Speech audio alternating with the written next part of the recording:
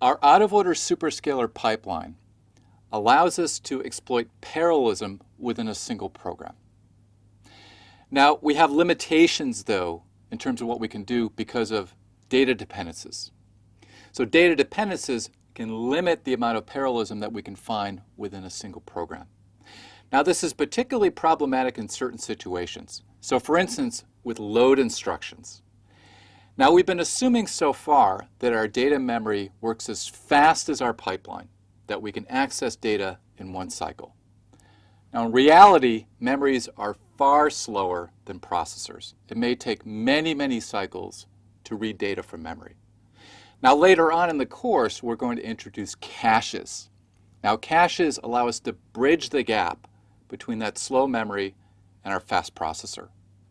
But our cache is a smaller subset of all of the data that's in our memory. So we may not find what we want in the cache when we do a load instruction. If we do find what we want, we can get that in one cycle. But if we don't find what we want, then that load has to go out to main memory, and that can take a long, long time. And if we have a lot of data-dependent instructions following that load, then we're just going to stop our program. We're not going to be able to proceed. So all of the resources that we have in our superscalar pipeline are just not going to be used, and we're just going to be wasting cycles. We're just going to be halted until that data comes back from memory, and then we're able to proceed. So the way that we can get around this is what's called thread-level parallelism, or TLP. And this exploits the fact that usually in smartphones and other computers, we have multiple tasks to perform at the same time. So for instance, you may be texting and you may be sending something to a friend, and then you may switch to a browser or maybe to your email. So you may switch between different programs. And those different programs are both simultaneously resident in memory and both perhaps executing at the same time or ready to execute at the same time. So those two programs are independent and they're able to execute and use processor resources at the same time. Now, your web browser also may be multi-threaded. So your web browser is one program, but that program may consist of threads, kind of sub-programs, sub-pieces of an entire program that could also run simultaneously. So if I open up multiple tabs and I'm loading from multiple web pages, then those may be independent little pieces of my web browser that can operate simultaneously. So we can exploit this parallelism that we have by having multiple threads or multiple programs active at the same time and get around, in effect, these data dependencies. Now, one way we're going to see that we do this later on in the course is called multi-core.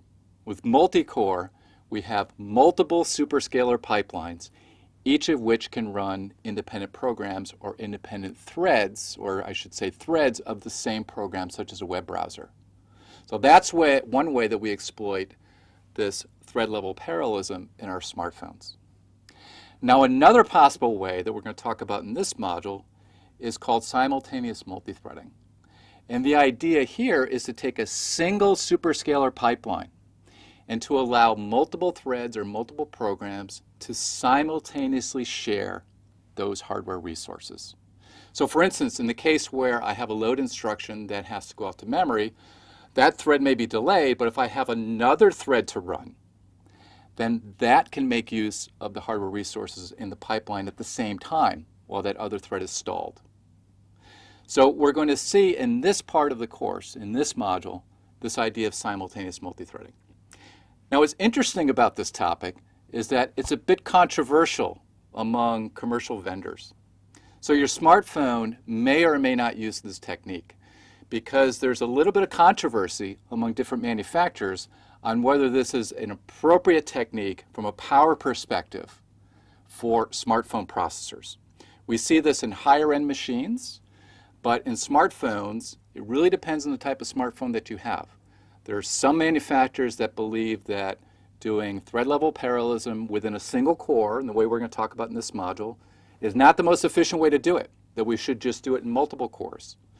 And there are other vendors that believe that it is a power-efficient way to do thread-level parallelism.